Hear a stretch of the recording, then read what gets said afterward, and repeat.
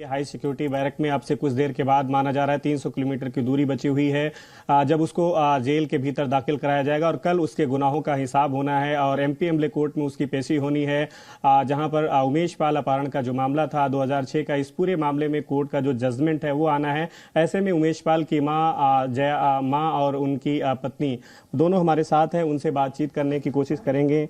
एक बड़ा फैसला जो है वो कल आना है अपहरण मामले का, जिस मामले में उमेश पाल ने पैरवी करते अपनी एक तरीके से जान एक तरीके से गंवा दी है। क्या कहेंगे कल के जजमेंट को लेकर के?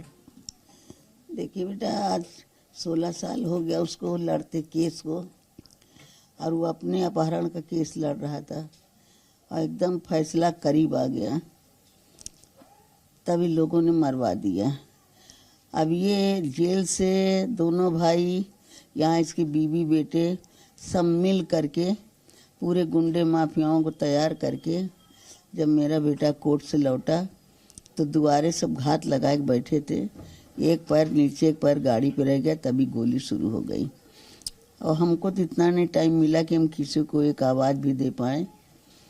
उतनी देर में लोगों ने बम गोली से मेरे बेटे को मार दिया। जो माफिया है, जो मेन अक्यूज्ड है इस पूरे घटनाक्रम का, वो गिड़गिड़ा रहा है, अपनी एक तरीके से जान की दुहाई मांग रहा है, कोर्ट से लेकर के तमाम जगहों पर जा रहा है और यहाँ तक कि यूपी में उसने सीधे तौर पर कहा है कि उसकी जान को खतरा है। लगता नहीं कि जो लोगों को डराते थे वो डर रहे हैं? सरकार ने जिस तरीके का इंतजाम किया है उनके गुनाहों का हिसाब करने के लिए। देखिए बेटा, चोर को चोर नजर आता है।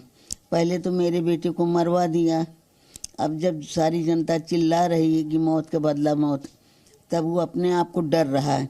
जब अपने आप को डर रहा था तो मेरे बेटे का मर्डर क्यों कराया? मेरा बेटा तो कलम की लड़ाई लड़ रहा था, ना कि गोली बम का। गोली बम तो इसने मरवाया, तो अब उस जब मर गया तो उसका बदला तो यही कि उसकी जगह पे ये भी मारा जाए। सरकार ने जो फैसला लिया है उससे क्या संतुष्ट हैं आप? जो सरकार ने फैसला लिया वो जो मुझे संतुष्ट है, और मैं यूँ उम्मीद लगा के बैठी हूँ जैसे मेरा बेटा मारा गया वैसे अतीक अशरफ मारे जाएं। और मेरा ये गुहार है कि जब तक ये नहीं मारे जाएंगे, जब तक आगे का रास्ता साफ नहीं होगा, न हम लोगों को जीने का रास्ता मिलेगा। इसलिए सरकार यही फैसला करे कि अगर इसको फांसी हो जाती है तो ठीक है, और नहीं होती है तो इसको जिस तरह से चाहे काउंटर करें, चाहे जिस तरह से इसको मौत की घाट उतारें। देखिए, ये बड़ा बयान है उमेश पाल की मां शांति देवी का, जिन्होंने सीधे तौर पर कहा है कि माफिया को अगर फांसी की सजा होती है तो ठीक है, वरना सरकार इसका इनकाउंटर करे, इसके गुनाहों का हिसाब करे, क्योंकि जिस तरीके से उमेश पाल के साथ घटना हुई है ऐसी दूसरी घटना उत्तर प्रदेश या फिर प्रयागराज के कहीं जगह पर ना हो पाए। और अगर ये माफिया रहता है तो निश्चित तौर पर इस तरीके की दोबारा घटना हो सकती है। उमेश पाल की पत्नी जया पाल भी हमारे साथ है, उनसे जान लेते हैं। आज माफिया को लाया जा रहा है तो वो गिड़गिड़ा रहा है, जान की एक तरीके से दुहाई, भीख मांग रहा है। अच्छा, भीख मांग रहा है ना, कम से कम उसको सबक तो समझ में आ रहा है ना कि उसने उमेश पाल को मारा तो मार के कितनी बड़ी गलती किया उसने। कम से कम इसको ये एहसास तो डर है उसका कि हाँ वो साला मर तो गया लेकिन कम से कम मुझे छोड़ भी नहीं रहा है। भगवान करे। और न्यायपालिका, शासन प्रशासन, मैं सबसे यही गुहार करूंगी कि इसको छोड़ा ना जाए, चाहे जो जाए इसको दंड दे, मृत्यु दंड दे, कम से कम ये खत्म हो, इसका सिलसिला, ये साम्राज्य खत्म हो। कम से कम उसके बच्चे, बीवी, बहन सब उस तरह का परेशान हो जिस तरह से आज हमारा पूरा परिवार परेशान है कि भाई नहीं है, बेटा नहीं है, आदमी नहीं है, बाप नहीं है, सब तड़पड़ा रहे हैं कि परेशान है कि मेरे पापा या मेरा भाई, मेरी बेटा, कोई भी, ये सब लोग परेशान है। योगी सरकार ने पहले ही सदन में कहा था, सीएम योगी ने, कि मिट्टी में मिला देंगे माफिया को। क्या लगता है उस कदम उस तरफ बढ़ा दिए हैं सरकार ने? हाँ, बाबा जी जो कह रहे हैं वो सदन में जो कहा है उन्होंने वो सच करके दिखाएंगे। वो जो कर रहे हैं ना, बटोर रहे हैं, जो ये आतंक करने वाले लोगों को बटोर रहे हैं ना, कम से कम वो सफाया जरूर करें। मैं ये चाह रही हूँ कि ये आदमी को तो बिल्कुल न छोड़े, अतीक अहमद अशरफ और उसका बेटा, कम से कम ये तीनों का खात्मा हो, तभी ये जो वजूद बन रहा है इन लोगों का खत्म होगा। तभी विपक्ष के लोग जो तमाम सवाल खड़े कर रहे हैं, चाहे अखिलेश यादव की बात करें और दूसरे लोग, उनके लिए क्या कहेंगे? ऐसे नेताओं को शरण दे रहे हैं, पोषण दे रहे हैं, वो गलत कर रहे हैं। वो अपनी मैंने आतंक का वर्चस्व फैलाना चाहते, इसलिए वो चाह रहे हैं कि अरे वो ठीक है, गलत नहीं है। नहीं, उसने गलत किया। उसने आकर के सड़ेआम जो है उसके लड़के ने आकर के इस निर्मम हत्या करवाई। ये चीज़ कोई कल्पना भी नहीं कर सकता था कि इस तरह से कभी कोई घटना होगी। इस आदमी को, सभी को जीने का हक है, तो आप चाहे जैसे भी जी रहे हो।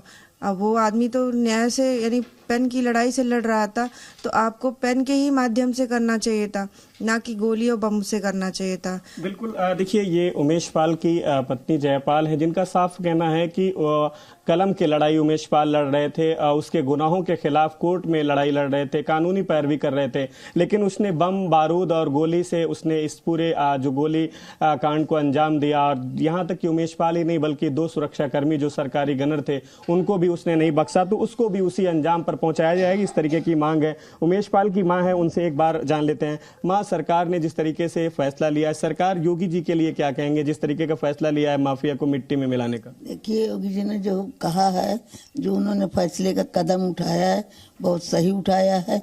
वो गुंडा माफियाओं का खात्मा कर रहे हैं।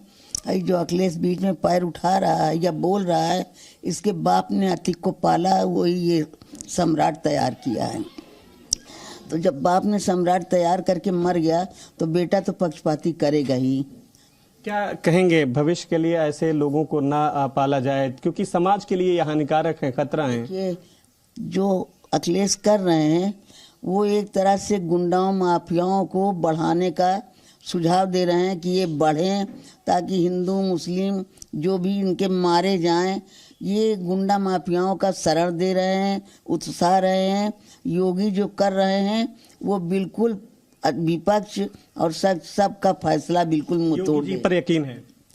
मुझे योगी जी के ऊपर पूरा भरोसा है, यकीन है। इसलिए वो शुरू ही से गुंडा माफियाओं का खात्मा कर रहे हैं। वो अच्छा न्याय दे रहे हैं, अच्छा फैसला दे रहे हैं, इसलिए उनके फैसले पे हमको विश्वास है। बिल्कुल। देखिए, ये उमेश पाल की मां शांति देवी हैं, जिन्होंने साफ कहा है।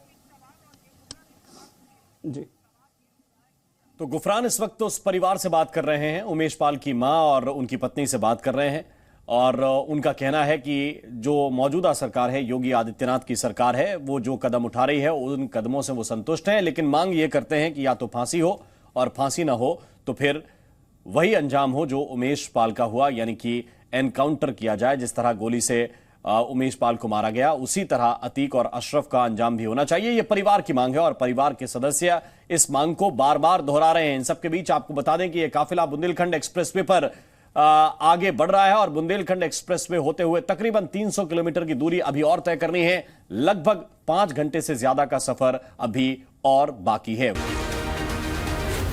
जी न्यूज़।